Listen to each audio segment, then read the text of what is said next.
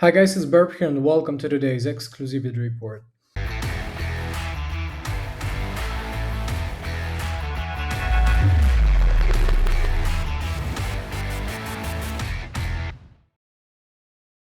Well, first of all, we had a sequence of higher highs and higher lows, right? Until we actually got this major breakthrough, actually following the Luna crash, Terra Luna crash, which disbalanced the market and actually came up as a form of an unpredictable, black swan, if you will, right?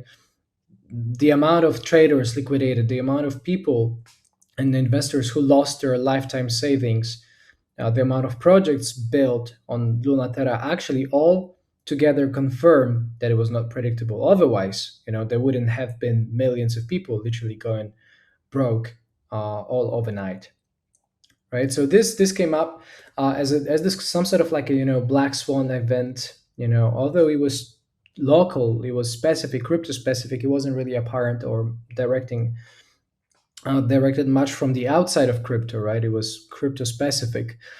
So I would refer to it not as a major, macroeconomic twist. However, it definitely got still a lot to do with cryptos, right? So this Luna crash, this balanced the market. We got this bullish looking hammer, right, which is somewhat promising because it did manage to close above the previously valid, kind of like tested support area at around $28,000, which later got tested it several times with low volatility price action following the overnight sell-off 2 weeks ago basically, and getting us to as low as $70,500. Okay, this is a very rough retracement. This is a very rough bear market, very if you will, and this is a very, I should say, very strange bear market, a very strange cycle indeed, mainly because you cannot expect history to repeat, but it often rhymes instead, right?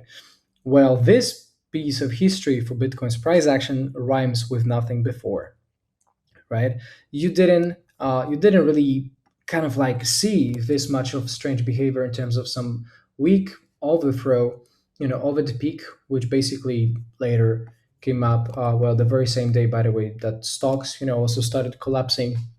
Evergrande News kind of like pinpointed the very reversal bar in there. So there was a lot of chopping, right? There was a lot of chop around the overall mean value of around $45,000, and this chop was additionally accelerated by the Fed's tightening policy, the overall macroeconomic instability, I should say, the rate hiking cycle, the galloping inflation, which is very hard to beat and stop, macroeconomic slowdown, macrofinance slowdown, inverted yield curve. So you have a lot of those instances that happen basically once in a life altogether, right? You have geopolitical risks, as in the Russia-Ukraine war, which sent basically oil prices higher, accelerating the inflation, CPI and PPI numbers literally going through the roof, withdrawing at the same time capital out of investment markets, right? So there was a lot of like, if I were to comment on the way it feels to me, like in hindsight, you're looking at a cycle which kind of like got disrupted somewhere in the middle, right? It's the strangest kind of like performing a crypto cycle, in Bitcoin's history for sure, right? Not a single price cycle before, actually had this low relative performance. Lots of macro Bitcoin indicators were not really picking off or picking out, somewhere at the very peak. So it's a lot of strange, kind of like dissonance there. But regardless of that, and there is also like this trend following measures. Uh, like, even if we take off the Barbicator Pro there, you're looking at something that is called basically a VWAP, right? So this darker blackish and boldish curve is actually volume weighted average price anchored at a very low, the cyclical low of $3,000 approximately, right? 2018 depression depths, which initiated the kickoff of the new bull market for Bitcoin. So you're basically looking At the recent attempt, the weekly bar closed above, above this AVWAP level. This is very important level because it shows and represents 200. Well, not 200 week, but the 200 week is the average above, which I'm going to proceed in a second with. But here you're looking truly at volume weighted price, and price action kind of like based support, long term support, okay, anchored at a very cyclical low, which tells you that based on price and volume history for this very cycle, okay, which would end with the upwards reversal eventually for another cycle. You're looking at a thorough support at around 17,859, right? So higher upper $17,000 region is basically what is considered fair value for the long term, accounting for the price and volume together, right? This is how you actually interpret this. And well, it happens in the past, of course, that you get some sort of like overthrows on top, or the overthrows on the bottom. So it's not necessarily like miracles, bands, and magical thinking that this support may never gain validated, or the price may never get below its critical threshold, its main high, main empirical value, coming up, based on price and volume analysis. It may happen to decline below, to slip below. However, it gives a nice anchor, gives a nice arbitrary kind of like a level to decide what is a good peak potentially for the long term, right?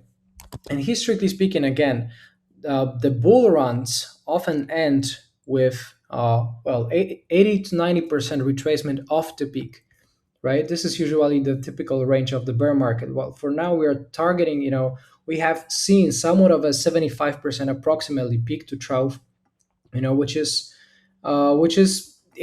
definitely indicating this bearish resolution.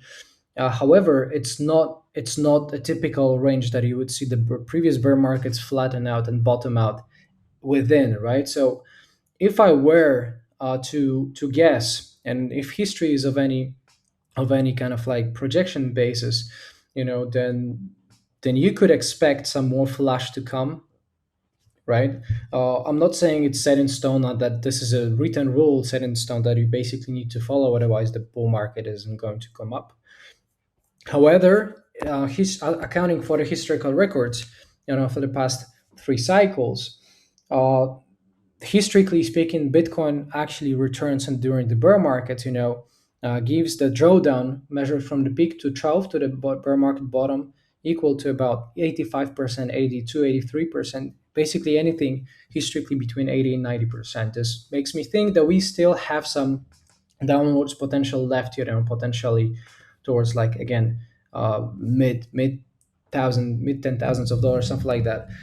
However, at the same time, I avoid making bold projections anymore. Right? I'm not anymore in the projection business. I don't try to anticipate the market movements anymore too much. Instead, I focus on my trend following breakout system, which actually makes me money mainly because of discipline and consistency in applying that. This is what truly matters for mechanical traders, for non-discretionary traders. Okay. Otherwise, you get me in a trap of falling, catching knives. Basically, catching falling knives, and buying every dip on the way down, right? And the fact that I kept my B Pro, basically, signaling, getting which got me signaling about the withdrawing of Bitcoin positions right here, right before the major crash happened. It's literally saved me about 50% of my position size. So, and my position, literally got me in cash there. So there you go. That was some thunder. So all that things concerned, you're also looking at 200-week average, which basically gives you a longer term perspective, right? And as you see in the past, it usually gets you somewhat of a price action based decent support long term, right? Again, it doesn't mean it cannot slip through, it cannot slip beneath or below. However, it often is marked as a somewhat of an arbitrary level for what is considered relevant for the historical prices of Bitcoin.